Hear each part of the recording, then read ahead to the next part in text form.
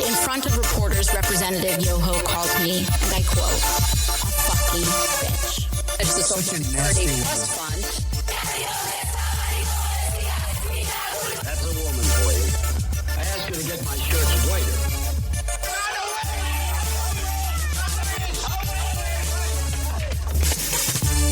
And the hallmark of feminism today is what we call intersectionality. Witch, hag, spinster, crone, slut, whore, temptress, bitch. These and other words have been levied against women for tens of thousands of years as tools to belittle us, oppress us, turn us against each other, and rob us of our inherent power. But in recent decades, and in reality for the last 12,000 years, powerful, deviant women have set out to reclaim our narrative. 2020 has been a year of tragedy, rebellion, fear, plague, and more. And witches, spinsters, sluts, and bitches are remembering their birthright and reclaiming their space as the opportunity for transformation becomes clearer every day. Hi, my name is Lauren Eckert, and I'm a woman, a scientist, a PhD student, an American living in Canada, and I've spent the better part of my life running from the reality that I am a woman. I've suppressed my menstruation, repressed my sexuality, and very clearly remember saying as a 17-year-old that boys just make such better friends than girls. Girls are so complicated to hang out with. I've simultaneously tried desperately and unintentionally to please the male gaze while growing up in the Christian Midwest of the U.S., growing my hair long, dieting to within an inch of my life, keeping my body free of tattoos, protecting my, big air quotes, purity, competing with other women and girls, being the chill, beautiful but she doesn't know it, impossible standard of a non-existent, no space taking up, patriarchy-built woman. In my mid-20s, living in a socially progressive bubble in Western Canada, pursuing graduate studies and learning slowly to take up space and rediscover joy, surrounded by really fucking awesome women, I decided I was done with all that internalized woman hating. But despite my new tattoos, my self-professed rewilding, the intersectional feminist literature stacked high now on my shelves, my internalized misogyny monster still won't shut the fuck up. Welcome to the first episode of The Witch Podcast.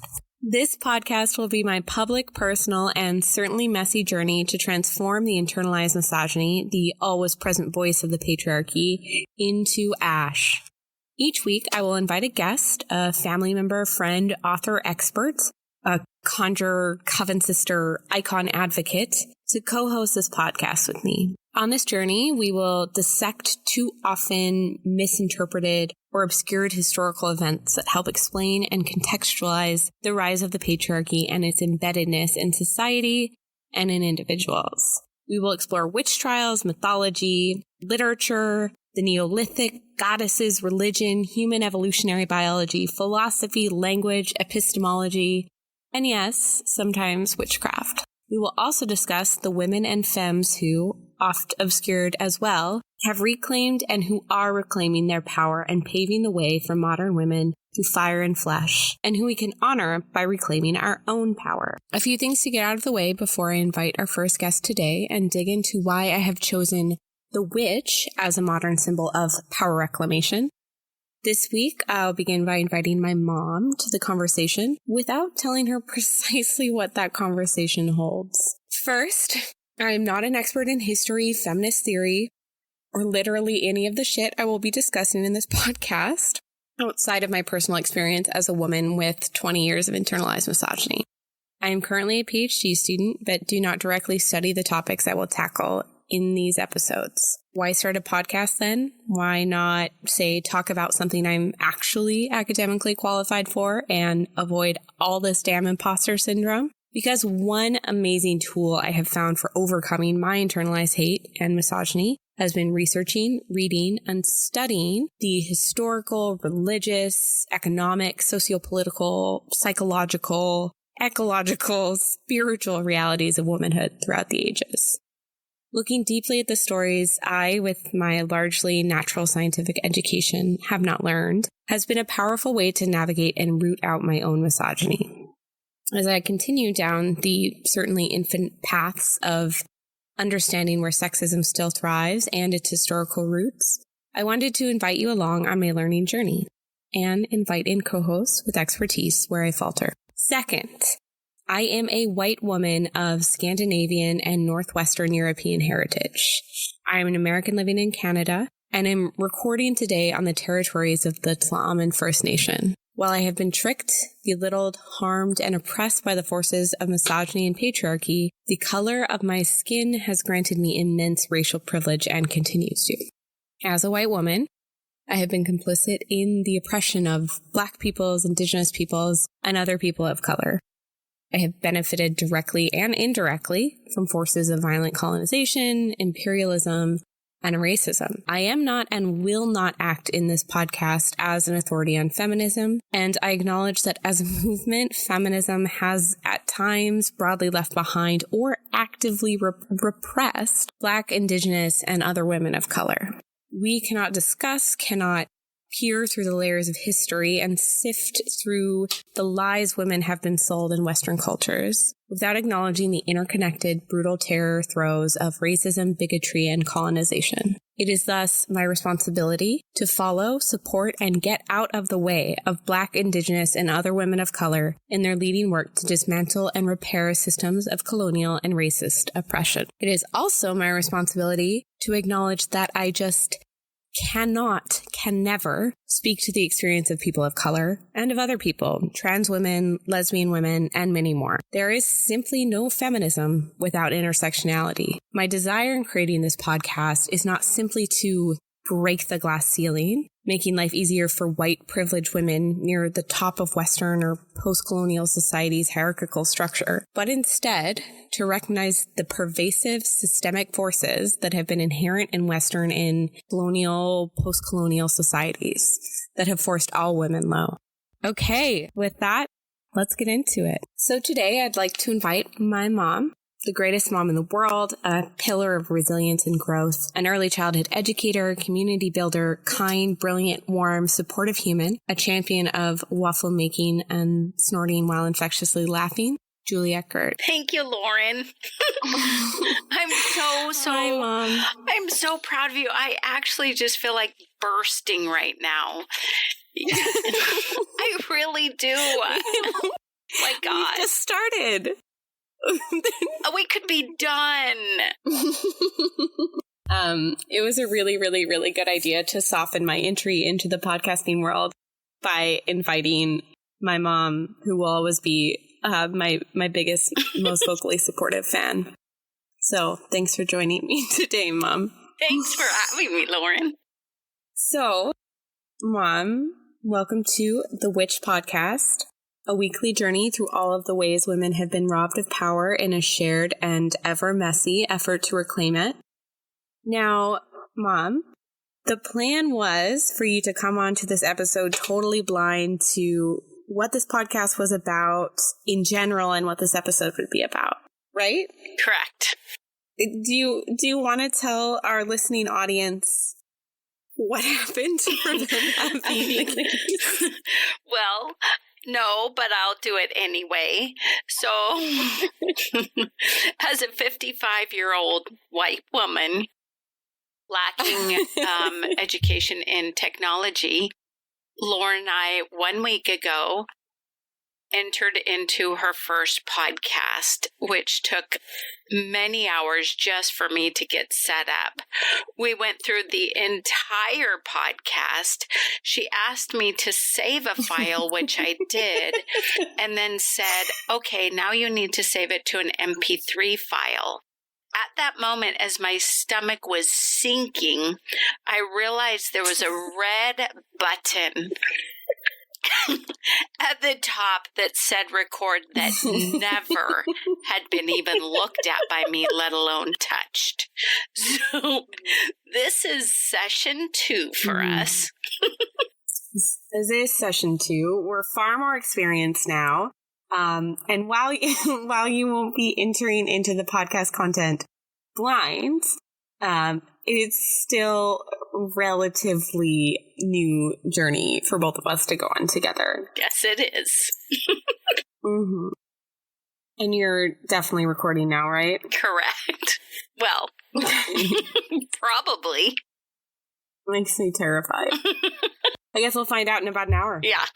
Okay, so Mom, in short, I intend for this podcast to be a journey through all of the ways women are tricked, tortured, programmed, stripped, and denied as a means to debunk myths about women's roles in society, divulge truths about women's roles as leaders, healers, and wise women, and ultimately destroy all the bullshit the patriarchy had foisted on me, you, all of us. A note to listeners that I am recording tonight from a wall tent set up on a rural farm. And so the quality of the audio of this episode may not be indicative of all audio quality throughout the podcast. You may hear cracklings of a fire or barkings of dogs trying to scare off bears. So just a heads up. So, Mama, today we are going to be talking about the namesake of this podcast, why I chose The Witch as an umbrella title to explore the impacts of misogyny and the power of women. We will get into a bit of light history on the term the witch as well. Before I begin, what do you know about witches? What comes to mind when you hear the term witch? Well, so the first thing that comes to my mind when I think of the word witch is actually an event that happened when we lived in Iowa, where 2 young girls were killed by what was reported as a spell by their stepfather that had gone wrong. Hey guys, Lauren from the future hopping in really quick here to say that there is some triggering content coming, and also neither my mom or I should have laughed at this point. This is a horrific and tragic story of familial violence that resulted in the death of 2 young girls. However, last time we had this conversation in the doomed recording that didn't actually record, I was so confused and so in disbelief about what my mom was telling me about how this story was reported, that the scale of confusion was darkly comedic. So I'll go ahead and share that now in past Lauren's voice. But yeah, it's a story that is reported in a way that reeks of the sort of irresponsible journalism that led to things like the satanic panic of the 1970s and, you know, like witch hunts in general over the last several centuries. So, okay, back into it. And what listeners will miss, because you mentioned this last time as well, sort of offhandedly, was first me admonishing you for incorrectly characterizing something as witchcraft.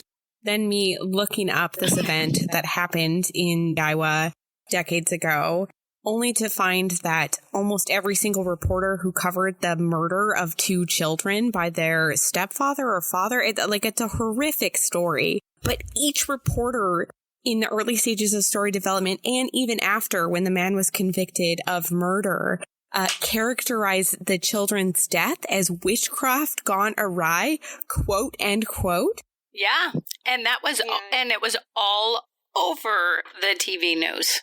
And absolutely impactful. Like, I can only imagine what it would be like to have an adult in a, small-ish town in Iowa and have that be like a core local story. It's extremely terrifying and long-term traumatizing. But Sioux City, Iowa is also a very Catholic place, and what I was livid about in the last, the last doomed recording of our podcast, of this podcast, was that this man stabbed 2 children to death.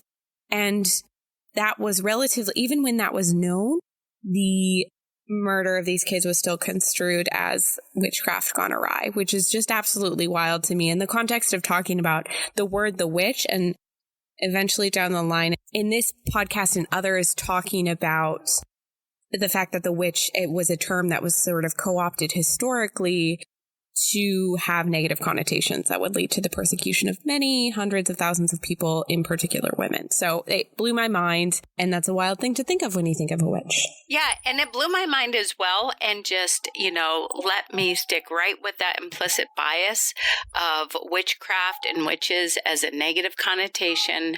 And I swear they also talked about specifically Wicca, and I might be wrong about that, but that was my That's memory. How it's stuck in your mind. Yeah, it was. And I may have placed that in there, but I'm pretty sure they spoke of Wicca at the time. Also, another strong memory I have is in junior high in a drama class. My teacher showed us two very movies that were very impactful. They were very strong movies, and one was of a witch that was stoned to death in a small village. And admittedly, I thought when I asked you this question about what would come to mind when you thought of witch, I thought you would bring up sort of like Halloweeny, hocus pocus, warts on noses, big hats, witches. And so it's you didn't meet my expectations in terms of that. You had two really dark examples of what your mind gravitates to when the word witchcraft or witches is brought up, which is fascinating to me. Yeah, it's nothing fun or cute or positive. Or powerful. Or positively, powerful. Mm-hmm. Yeah. Some pretty heavy shit. Yeah. Yeah. So the term witch is beyond negative connotations, beautiful in its flexibility. But for many women, and particularly many Indigenous women, witch has spiritual implications and forbearance. In today's episode, I'm going to strive to avoid appropriating this term. And appropriation in witchcraft is a whole nother episode quickly forthcoming. But instead seek to leverage it individually and explore how the word itself has evolved, been used, misused, and transformed throughout time. The word, the idea of the witch, is currently experiencing a societal revival, but witches have nearly always been with us. To quote from Sophia Quaglia in her excellent Quartz article, the symbol of the witch has endured over centuries as a representation of female empowerment. As the outsider with uncanny power, the witch represents a challenge to patriarchal narratives. The witch's omnipresence in literature, cinema, and pop culture reflects the depth of Western society's obsession. Today, the symbol is taking on new resonance, both spiritually and symbolically, as activists fighting for their gender, politics, sexuality, or environmental health invoke the witch as a statement of strength and empowerment. In the last several years, witches have taken cultural center stage. Jesse Kindig, writing for the Boston Review, notes that, quote, "The cult of the witch has inundated American culture yet again. Indeed, the reemergence and celebration of the witch is visible in popular media entertainment," to quote again from Jesse Kindig. Witch-themed movies and series from Sabrina and The Craft to Suspiria and the upcoming sequel to Hocus Pocus have everybody spellbound. Lol, my insertion. Universities across the nation, including those in the Ivy League, offer courses on the history and symbolism of witches. Pop stars such as Azealia Banks, Bjork, Lorde, and Lana Del Rey are evoking witches either by explicitly casting spells or by simply embracing the witchy aesthetic. Witch-themed self-help books and spell books are flooding bookstores. Finding a cohesive definition of witch has been no easy task for this episode, and maybe even trying to incorporate any definition of this word into this episode is a mistake. Gabriella Herstick, in her popular book Inner Witch, has some great summations that I'd like to share. So for Gabriella, a witch is many things. The medicine woman, the slut, the one without children, the activist, the outcast. The witch has always lived and will always live. A witch is a healer, a woman in tune with her sexuality, someone who works with the earth, anyone who abides by her own rules. Very often, witches were the protesters, the catalysts, the ones calling for justice and using all their tools, physical and otherwise, to create change. A witch has always been someone who refuses to abide by the societal constructs of the time. She is an outsider, rooted in her own decisiveness. the witch has always been a threat. Now, this outsider image seems to speak deeply to a variety of women across North America and beyond, as we now together or separately navigate the trials, the anxieties, the realities of this year and this strange, terrifying decade. Another quote from Sophia Quaglia, quote, "We are the granddaughters of the witches you weren't able to burn." Author Tish Thoyer wrote the phrase in her 2015 novel, The Witches of Blackbrook. Since then, it has been plastered on t-shirts, scrawled in feminist gadgets and Pinterest art, found its way into spoken word, and used on signs during political protest, end quote. One thing I want to briefly mention here before we move on is that there's a degree of something unresolved for me, and I think for many others, in this role of the witch as cultural outsider or the empowered woman as cultural outsider. I think that role has to be really carefully considered for white, racially and economically privileged women who have certainly been harmed by misogyny, but who have also benefited just from the sheer nature of being proximal to a racist society's vision of the accepted or the hierarchically uplifted. So I think it's, when talking about this vision of the witch as cultural outsider, it's important to point out that, so yeah, there's a cognitive dissonance with the witch as a symbol of powerful women and political outcasts or cultural outcast, in the fact that many women using the umbrella of this title as a means to find empowerment are white or wealthy or both, and thus, though downtrodden by society in some ways, they're ultimately near the top of this bullshit hierarchy skyscraper that is society. So I think it's worth mentioning in the context of talking about the acceptance of the witch as the righteous cultural outsider. The modern witch has reclaimed her place beyond literature, media, and pop culture, and indeed has sown her essence into politics in a time of profound polarization and unrest. Mom, have you heard of an organization or organizations called the Yerba Mala Collective or Witch, capital WITCH, or spent any time on TikTok recently? Nope, I have not. No time on TikTok, huh? Not besides your brother's cute videos. You mean my adult brother's hashtag goblin depressed bisexual icon videos? Those ones? You mean besides my TikTok famous brother who only talks about being followers. TikTok famous now? Yes. What a life. So you haven't spent a lot of time in the sort of political realms of the TikTok world. Correct. Okay.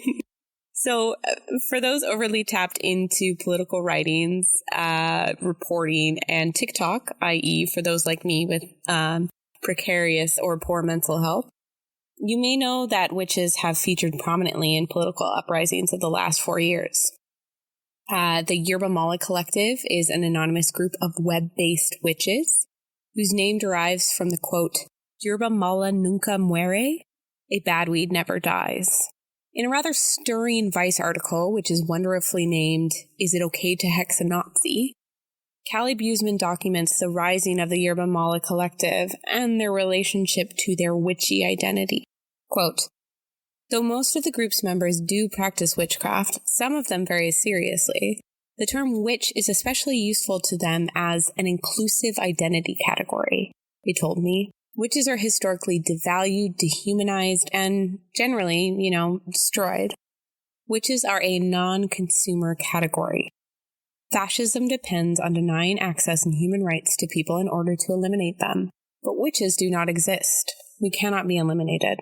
This puts us in a unique position to fight. The Yerba Mala Collective finds in the witch the ideology of resistance, the value beyond capital, and magic and collective intention as a means for political change.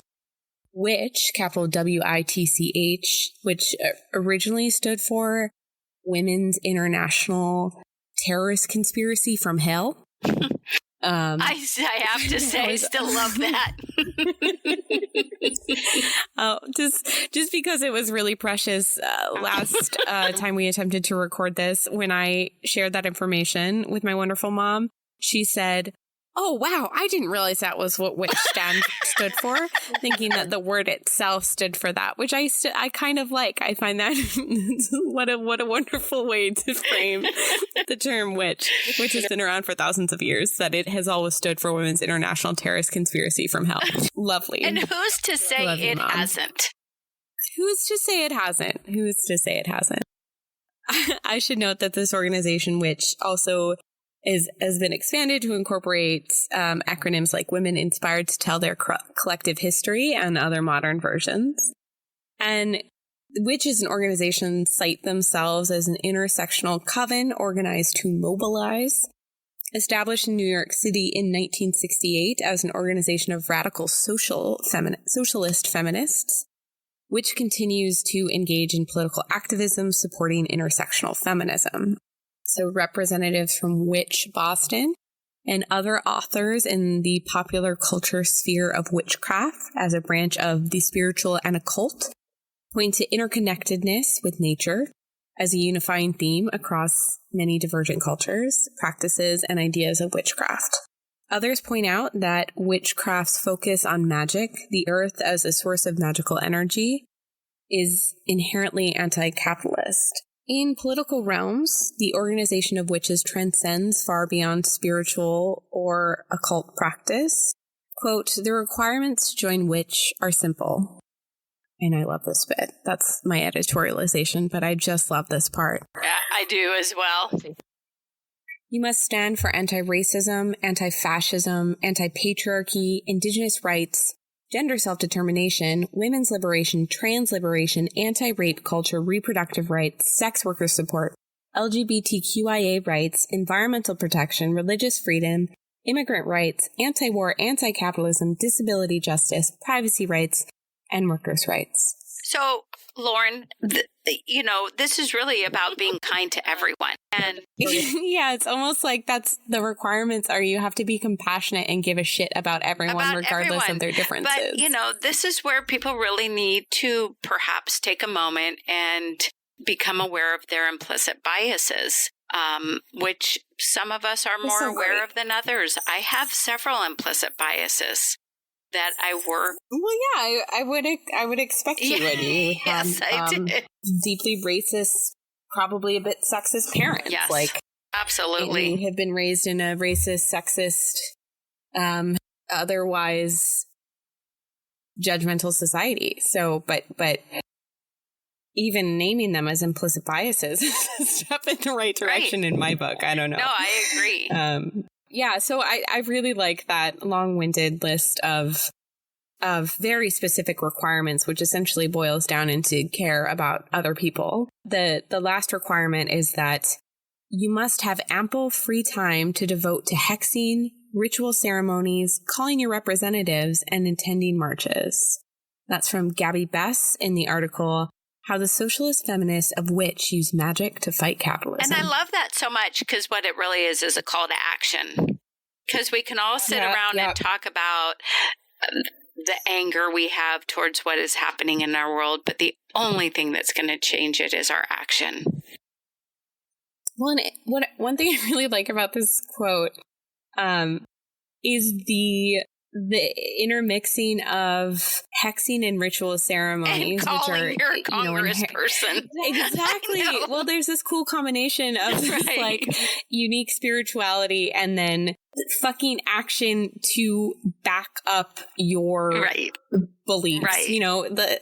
And daily ritual ceremonies, while that may sound like occult or otherwise witchy in nature, I don't know. To me, ritual ceremonies can be as much as like making your coffee quietly in the morning, right? Like they may mean other things in this context, but there's something in this quote that sums up a lot of the reason I like the umbrella term, the witch, for this podcast that will examine feminism and women's history and women's rights and any other number of unlimited topics to come. There's this combination of kindness, care for others, defining like self-actualization and power, and then action. So yeah, I really quite like that. But many involved in witchy resistance do indeed practice spiritual and magical aspects of the craft, and we should acknowledge that in this episode too. I found this anecdote from Jessie Kindig in her Boston Review article to be a really excellent window into what that practice, that spirituality may look like in a public political context. In October, a Brooklyn witch shop garnered national headlines for hosting a public hexing of Brett Kavanaugh. You probably remember that dude, that fun time we all went through with Brett Kavanaugh's Supreme Court nomination and confirmation. Yeah. So before an altar of red candles and puppets of Kavanaugh, Donald Trump, and Mitch McConnell, hexers were asked to write their curses on scraps of paper and put them in a jar, which would then be finished off with graveyard dirt, coffin nails, cactus thorns, broken glass, pins and needles, sulfur, water from a storm, and urine, and would have black candles burned over it once a month during the dark moon until, and I quote, "until these motherfuckers pay for what they've done." I don't know if I'll get in trouble for saying this. This just seems so powerful to me. Everything about that event and quotation. And it's hard to say from an outside perspective. Like, I'm not an expert on any of this. The information I have on this event is through the article and Jessie Kindig's writing. But I can imagine there being a combination of people involved in that practice who are deeply spiritual in their practice of hexing, and others who maybe are new to the idea of witchcraft and just find the like ritual action or the representation provided therein of some degree of power in a time where we are all totally powerless to be helpful. I can imagine a little bit of both. Yeah. So, I mean, this is certainly a departure from the hex of all the very interesting ingredients in that, but it's but it's really, women are so empowered by gatherings. I mentioned this last time. Quilting clubs, quilting groups of women were so important to society, many years ago. And I'm sure a lot of important discussions and decisions and support happened in those. Well, I think the act of gathering as women is so critically important and powerful. My mental health, my emotional well-being, my physical health as well has benefited hugely from being in a place during the pandemic that I've been able to sit around a fire on a beach with a bunch of women who I care deeply about and am inspired by to like scream about life and vaginas and politics and silly personal stories and funny jokes and Donald Trump and COVID-19 and global injustices. And I think, as I spoke to in the introduction of this podcast, like I think that makes it all the more disgusting and sad that for women and girls in places that they're raised in sort of under the blanket of an internalized misogyny. I, like relatively recently in my life, within the last decade, was in a state of like women are hard to hang out with. Women are catty. Women are complicated. When the most important thing in my life most days right now is being surrounded by really incredible, compassionate, brilliant women. What's amazing? That's a good addition. Yeah, and it's amazing to me the lack of opportunity for women to come together in groups. I don't know if you remember, but when I worked at a resource center in very Northern California, I facilitated women's groups. And the women that came to those groups were so hungry and so anxious and so ready for that kinship.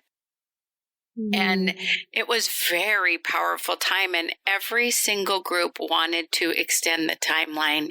They did not want that to end. And that was their opportunity to have like those moments.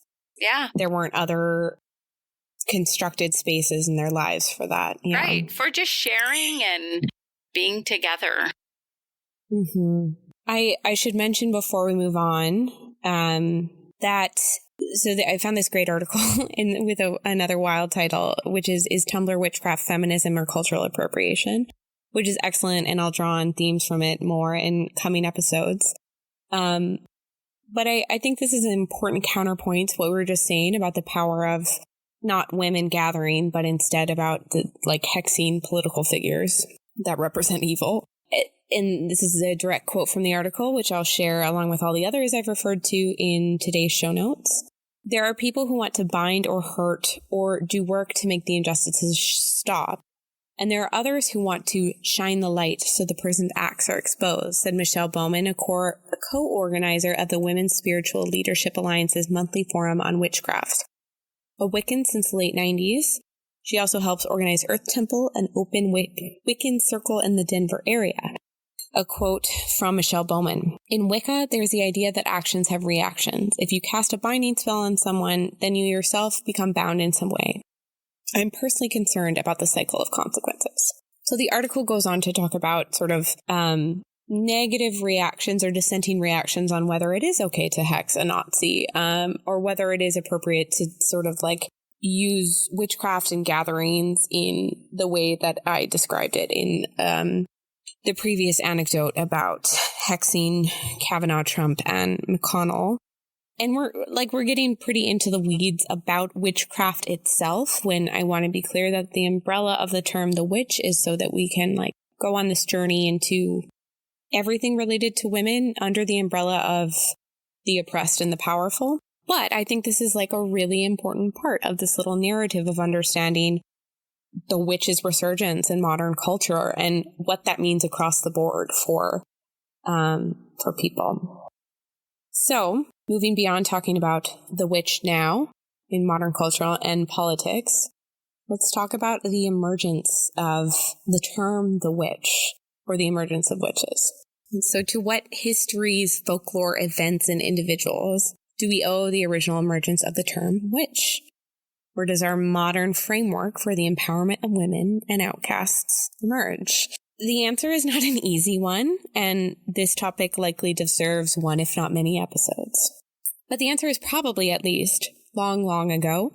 There is substantial biological and anthropological evidence of women's roles as leaders within the species of Homo sapiens sapiens. But suffice it to say that many scholars and scientists argue that females provide the backbone upon which complex society is built. And I'll editorialize and add that females and femmes provide the backbone upon which complex society is built. And evidence in the Neolithic eras and modernly across non-Western cultures, which exist and we don't talk about enough, points to women as uplifted, respected leaders in societies. However, there is evidence that a shift occurred in the relationship of human genders in some cultures during the rise of the agricultural revolution some 12,000 years ago. While we examine some of the ways women may have been oppressed as patriarchal societies and emerged in our deep history, the waking of witches did not occur until later in our shared history, likely in Europe, because where else? So taking a second to talk about human deep history, I think is just an attempt to say that it's written into our very biology to be powerful in society. And because many of the victims of witch trials and witch hunts would be women who had roles of power in patriarchal societies, I think we can safely say that some of the roots of the term the witch or women as witches emerge before we wrote about them. But I certainly think that is a profound statement. I mean, one of, I think, the big pushes for me in confronting internalized misogyny, and this will be many episodes because I like thinking and talking about it, but came for me probably 5 or 6 years ago on Twitter, because I guess that's where revelations happen now. Have you heard of Eric Peterson? Is that his name? I'm so glad I can't think of his name right now. He's such a piece of shit. No, it's not Eric Peterson. Was he a professor? Yeah, the Toronto professor. Oh my gosh, I just heard about him for the first time this morning listening to a podcast. Jordan Peterson. Eric Peterson is some old Canadian television actor. So Jordan Peterson he's a clinical psychologist. He was a relatively normal prof and now is a cultural icon for the right and for incels. Long story short, this man was seeing a lot of attention for making statements about the fact that in some cultures or in some species, there is a natural order to gender imbalances in terms of hierarchical societal power. And he is obsessed with lobsters. I need to do a whole episode on this. I have a lot of rage about it. He has a tie with lobsters on it. And one of his claims to a belief that men are just sort of higher hierarchically in society than women as gender roles would have you believe in current patriarchal society. He points to lobsters as a species where males choose sexual partners and are the dominant between the male and female in lobsters as proof that it's normal that mostly men are leaders or that men have more power in society. It's just a natural state of things. And I saw this incredible, and I wish I could remember who wrote it, but a woman, a prof, a biological anthropologist who is actually qualified to talk about it, broke down the biological and evolutionary indicators that women, in fact, that we evolved in egalitarian, if not matrilinear, women-dominated societies. As you might imagine, lobsters are not a particularly good species to draw on to support the status of men and women in modern culture because they are extremely distant relatives, whereas we have many mammalian relatives that we can actually look to for better proxies for what gender roles should look like in human society. Anyways, long story short. Weird It's decision. wild. We'll do a whole episode. Yeah. It's absurdist. It's actually absurdist. Maybe it's not even worth talking about. Maybe I've just given him more airtime. Yeah. But I do have to say, I was exposed to commentaries on women's biology that is scientific, ecological, evolutionary, anthropological, biological evidence of the existence of pre-modern society, egalitarian, or matrilinear women-dominated societies and humans. And that was a start of a lot of the things I've consumed my whole life about women, both explicitly and implicitly, are bullshit. Mm-hmm. And you know what's amazing, Lauren, is somehow you knew that at a very, very young age, just very instinctually. Also, I'm quite sure your boyfriend, Michael, is so pleased that you have an outlet for your anger at this point.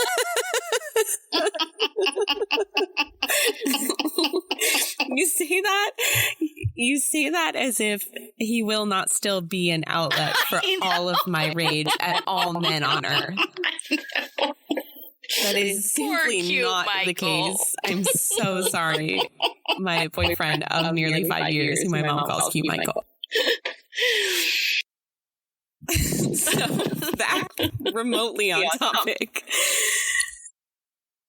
Ideologies converging on witchcraft arose independently in several cultures. Proto-Germanic and Proto-Indo-European languages both showcase words that are descendants of the modern term witch. I'm sure other cultures have similar thoughts expressed in word. I'm focusing explicitly on sort of the etymological origins of the term witch.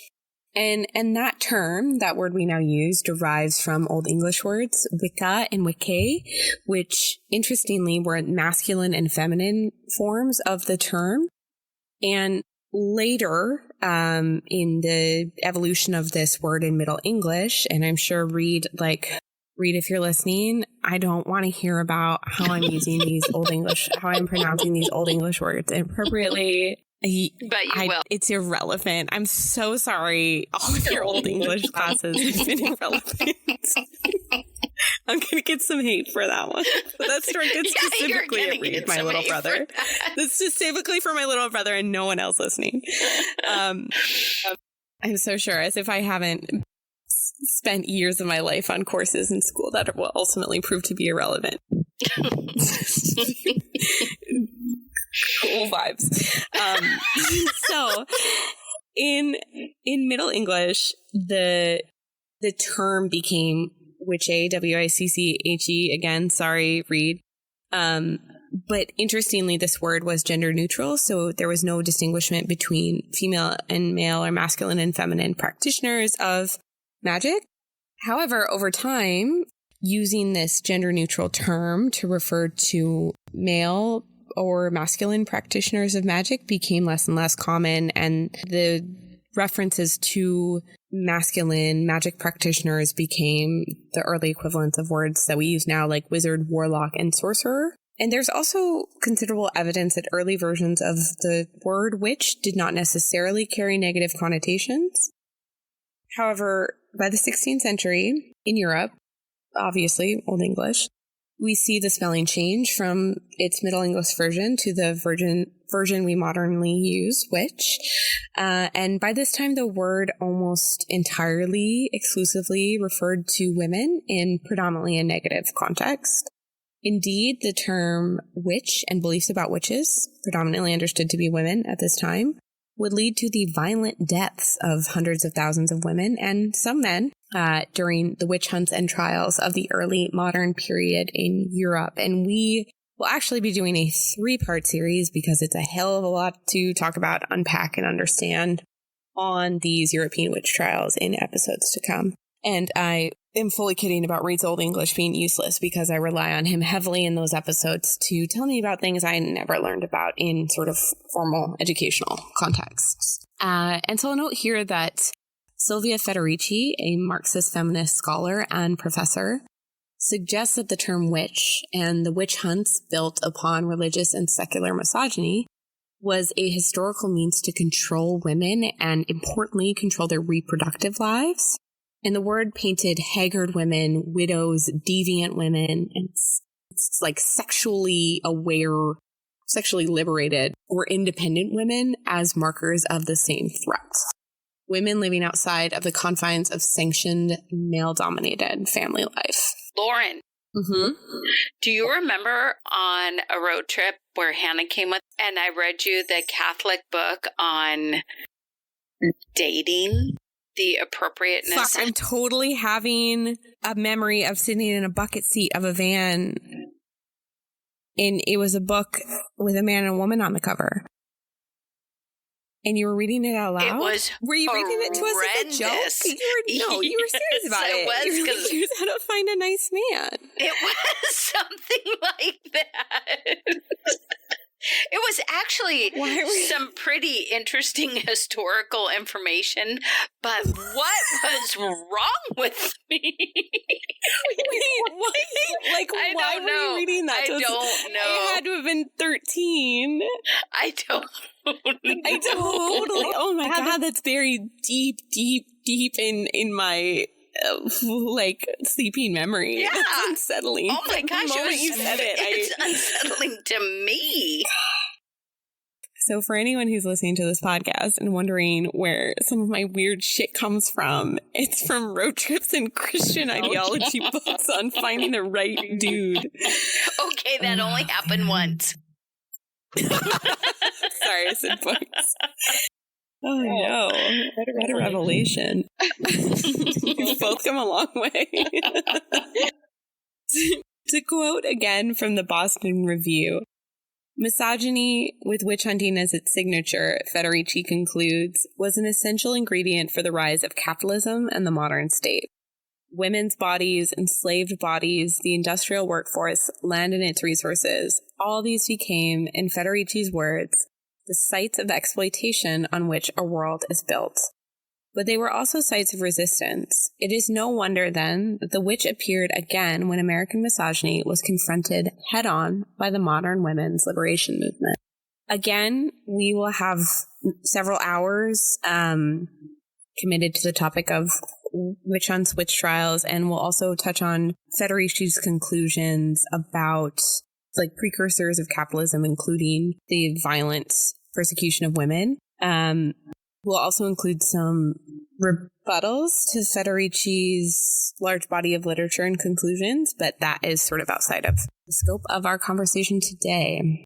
But the leverage of belief in witches to oppress and harm women and others did not end in Europe in the 1600s, unfortunately. Instead, colonizers brought fear of witches and defiant women alongside disease and violence when they arrived in Africa, the Americas, and elsewhere from the 1400s and into the 1600s, 1700s, and beyond. Witch hunts and witch trials, driven by misogyny and often flamed by Christianity, continue to this day in Tanzania, Papua New Guinea, and in the form of femicide in many places the world over. Scholars oft see these acts of persecution against women or witches as terror campaigns, which function to uphold patriarchal norms, whether intentionally or unintentionally, uphold gender norms, and stifle feminist resistance. Indeed, Black, Indigenous, and other women of color have and continue to be the main victims of organized witch hunts, though lots of focus is paid to the oppression of white women in Europe. Returning to the 20th and 21st centuries, it's no wonder that women are reclaiming the word witch as a means to recognize power and demand rights. In her article in the Boston Review, Jessie Kindig states that, in the 20th century, quote, as they founded feminist movements and fought for their right to vote, women in Western societies began to see witches as a symbol of cunning power and endurance through thick and thin. Disenfranchised, oppressed, angry, and emboldened women the world over are finding the ideology, spirituality, and the identity of the witch as a powerful means to rediscover themselves. The witch pushes back against heteronormative, family-oriented societal norms such as marriage and childbearing, instead reinforcing a bond between women. This is from Sophia Quaglia in Quartz.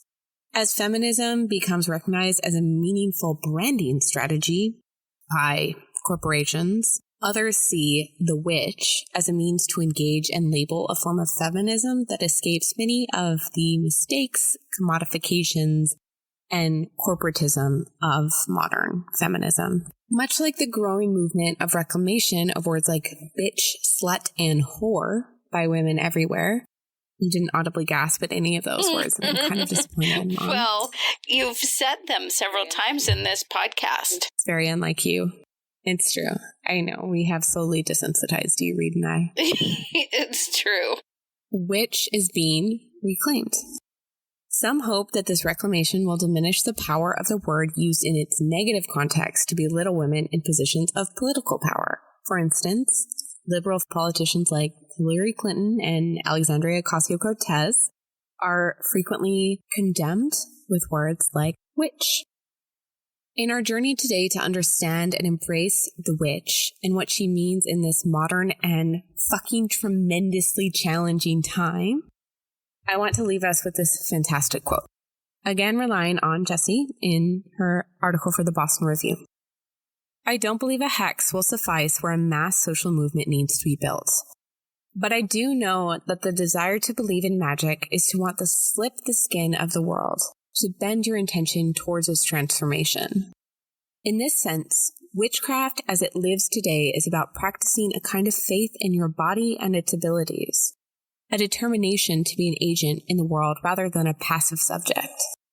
It is, as Alex Marr recounts in her memoir of 5 years training in the American occult underground, Witches of America, to practice sovereignty over your life and learn to trust yourself. All things that, historically, witch hunting took away from women. Their bodies, their power, their lives. If this is what today's misogynists fear, then let us be everything they are afraid of. Let us all be witches. I love everything about that. I have a question for you, Lauren. Sure, I might have an answer. What do you think, where do you think the anger, when do you think you recognized that you were angry about how women were treated in the world? It's a really good question from a mom, and I think is a complicated answer. I think there are aspects of internalized misogyny itself, like when I talk about being 17 and wanting to hang out with boys because I perceive them as like better friends. some of that is repressed anger, right? Is choosing to transform anger over women's treatment into fitting into the mold of misogyny, right? Like women who want to be different from all other women. Oh my God. I remember a boy I had a crush on in high school telling me I wasn't like other girls and just being like, oh my God, yes, this is my dream. What an absurd compliment. What a fucked up compliment to give to a woman. All I want now is to be like other women. But I think some of that is rage. I think some of that is swallowed rage at the way women are treated and wanting to avoid being treated like other women by buying into the bullshit. So I think that like internalized misogyny is actually ripe for transformation because in it is a recognition that women are downtrodden and mistreated. Otherwise you wouldn't hate yourself and other women so much. Right. And then I don't really like, as many good things do, and as like transformation in the academic sense and in the lived sense often unfolds, I think it just happens slowly over time with anecdotes like I shared earlier about being like going to graduate school in a progressive city and finding a group of people who uplifted me and uplifted themselves and uplifted other women and getting out of the bubble of, Catholic Iowa and Indiana and Catholic institutions and like finding my way into a different world that didn't necessarily thrust me quickly into feminist literature or witchy ideologies, but instead just created like a safe space for me to be a human who wasn't constantly, though still was via like broad culture, but who wasn't constantly affronted with messages of women's inferiority. Having a woman as my supervisor for a master's degree, like looking up to women scholars, forging incredibly important relationships with badass women. I think as you shed internalized misogyny and realize how fucking rad women in your life are, you get really mad that you ever felt that way, or that you still do feel that way sometimes, that you still do look at your tummy in the mirror and think it's too fat, or that you still do find yourself like squashing judgment of other women. I don't know. I think a lot of like and I will tell you, as a result of conversations you and I have had, and of course we're generations apart, being raised. I have to redefine how I look at other women every time I look at another woman. I mean, me too. I don't think that's unique to your generation or mine. Now, you were raised by a very different woman than I was, in a very different world than I was. So some of the work is likely easier for me than it is for you. But the indoctrination happened so early. I mean, even outside of all of the things we have talked about. Like imagine the 4-year-old girl that sees an ad for a fucking razor on TV. The messages to girls are so, girls or, children with non-conforming gender identities are so explicit so early that they indoctrinate us in a way that even outside of like the rather misogynistic bubble of the Midwest U.S., you end up indoctrinated one way or the other. And then you grow up in a household where like there's a very different, perhaps much more explicit misogyny and sexism, and in a time where there was more sexism and misogyny. And, I think there are so many things that I hate profoundly about the internet and about social media. I think it has led to global atrocities and will continue to. I also have been exposed to really important information, a lot of it about misogyny and many other things, through connectivity via the internet, like through that Twitter post I talked about, through TikTok. My God, I have learned things about. That's amazing to me. It's wild. But when you grow up indoctrinated in a certain worldview, even if you know like deeply that worldview doesn't match what is true for you, you need ropes from a number of different directions to pull you up and out of it. And some of that is lived experience, but I think some of it is like people taking the time to like be themselves on social media.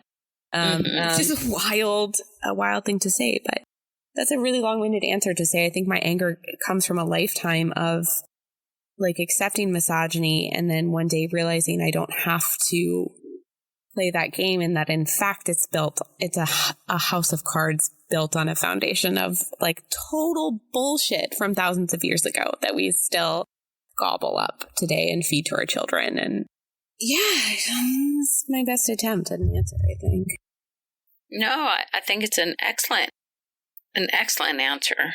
And I love you, and I'm so proud of you. Love you, Mom. I'm really grateful for you being on here today. I think we need to do a whole episode together. We'll have you back to talk about, apparently now Jordan Peterson. But I think it'd be great to talk about sort of the zeitgeist of woman as white woman as perfect housewife in the 1940s that sort of like defined grandma, your mom, and thus defined a lot of your life. I would love that. All right. Anything else, Mom? Any other? No, I've loved this, and I'm really hopeful that it's worked this time. Oh, God, me too. And on that note, we will sign off for today. Thank you so much for hanging out with us for the last hour. Thank you, my wonderful mom, for being my first co-host on the Budding Witch podcast. And if you'd like to follow along for more, please follow us on Twitter and Instagram at The Witch Podcast, on Facebook at The Witch Pod, and consider supporting us via Patreon. We have a Patreon account, brand new, The Witch Podcast, and I will link that in the show notes. My final request, if you have time and are inspired, please consider leaving us a review on iTunes and subscribing on Spotify or whatever your pod platform of preference. I can't overstate what your support means at this very, very early stage of this adventure, and so I thank every single one of you. And with that, my friends, stay angry, foster power, support each other, and find a way to hex the patriarchy today. Until next time.